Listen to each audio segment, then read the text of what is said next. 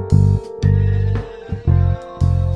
we're going to look at today are racks, and racks are one of the things that I really just got so used to using and that I really miss when working at other DAWs. Racks allow me to kind of group multiple effects at once, give it a single name, and save it as a single preset. The inside of racks, we have this concept of chains, and chains are, you can think of it as a track within a track. It's a way to get parallel signal flow within a single track. A rack allows for multiple chains, so I can have kind of an unlimited number of parallel processes happening within a single track. And I'd like to look at all four types of racks today and just show kind of a little bit of the cool things about them. The first type of rack I'd like to look at is a MIDI effect rack. I was kind of playing with arpeggiators and the velocity devices, and I found that the combination of this velocity device and arpeggiator really turned this sound into something interesting. Let's hear it.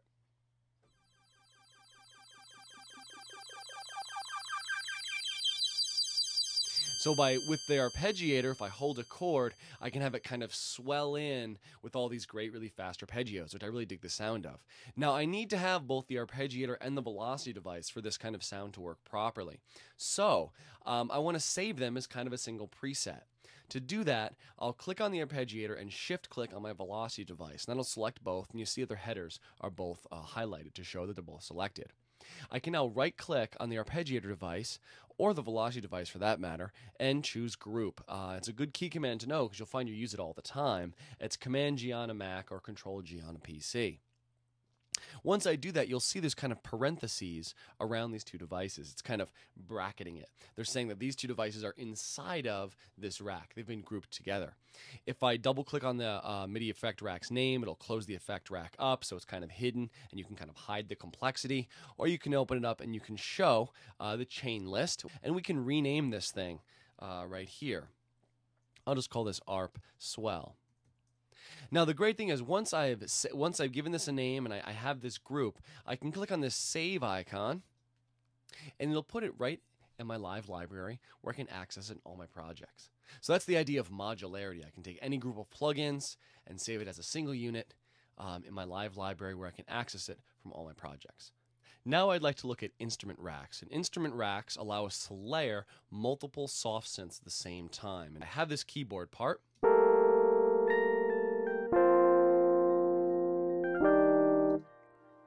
So this keyboard part includes both chords and a melody, and it has some kind of complex auto panning and delays going on to give it a really kind of cool sound. Now I'd like to layer in some strings with this. And, you know, the combination of piano and strings or electric piano and strings is classic. And I think it works so well because you have this kind of percussive aspect on the keyboard. It's very rhythmically precise. And then the strings kind of fill in the gaps between that precision. It's a wonderful way. So as the piano decays, the strings are filling in. Works perfectly, and it's a classic combination. So let's try it here. What I'd like to do is just layer some strings in with this. I think those chords will be great kind of played on the cello. It's a good kind of cello range, and that melody may be on violin. Let's see how we might do this. Now we have this interesting setup where I have a keyboard part, I have an auto pan, and I have a really interesting set of delays. Now, I would like the strings I add to not have the auto panning, but I do want them to have the delays. So what I'll do is actually click on the keyboard part, shift click on the auto pan, because I think that's like kind of a cool, kind of wide sound for the piano, and then I'll right click on one of these headers and choose group. So the idea is we have the keyboard and the auto pan within the group and the delays on the outside of the group, and you can see kind of the end parenthesis there that we have with racks. I'll show the chain list, and we see that we have this first chain list, this first chain here, which is our keyboard, and I'm going to layer in some strings, and we do that just by dragging down here. It'll create a new parallel chain, and we'll have a layered sound. So I'll grab my cello section and drop it in here. Right off the bat, let's hear how this sounds.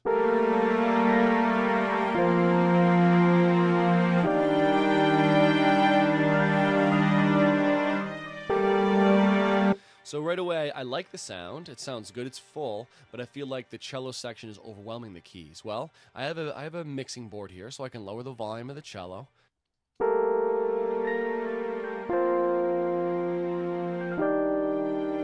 Now, one thing I just noticed, see that last note the cello kind of swelled in on that kind of melody note.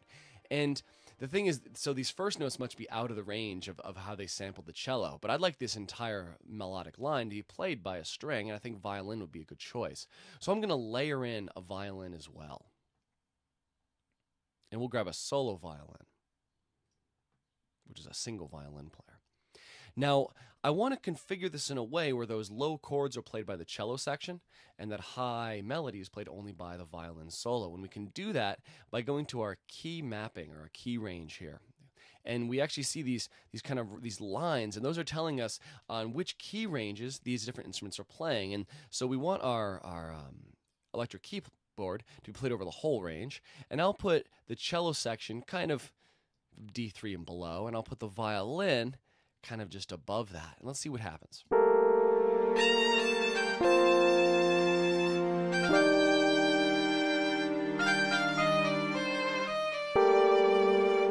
So it's a great sound. Now we have the violin playing the melody and the cello kind of filling in those chords along with the piano. Now again, I think the violin's too loud, and I think maybe a little bit less attack in the violin would let that piano come through a bit. Let's check it out.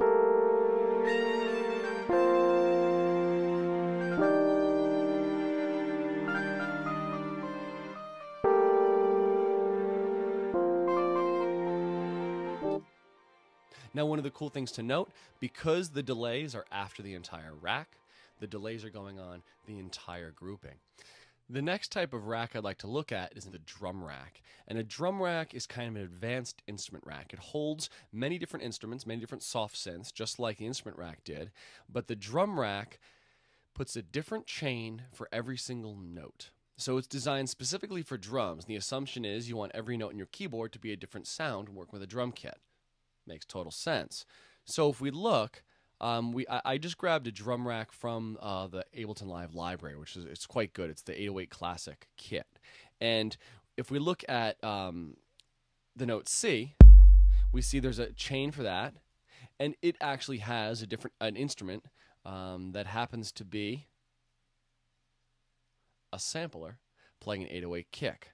But if I click on the rim shot, it's a whole different sampler. The snare is a whole different sampler.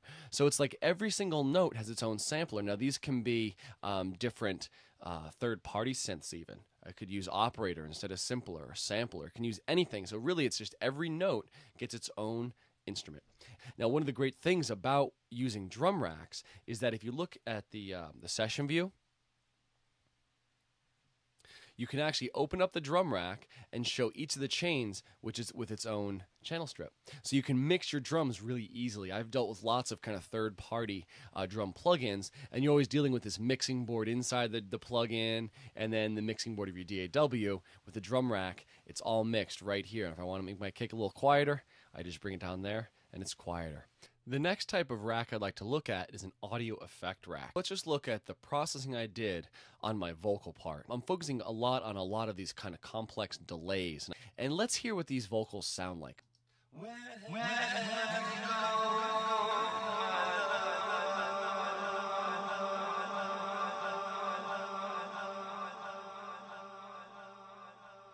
And let me just show you how we kind of created that and some of the little things that we've done to make it kind of interesting. First off, I have a dry chain, which is the voice unprocessed. I have a short chain, which is the voice with a little bit of delay on it. And then I have a long chain, and the long chain starts at the gate so that the really quiet stuff aren't delayed. And then I have a set of filters with envelopes, so they're kind of moving around and kind of creating kind of a swirly effect on the track.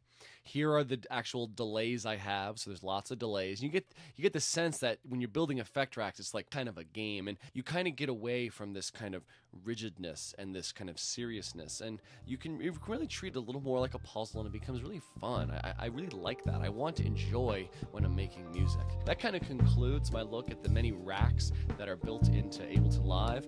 As you see, they make the program modular and parallel. Hope you enjoyed it, and I'll see you next week for a look at Max for Live.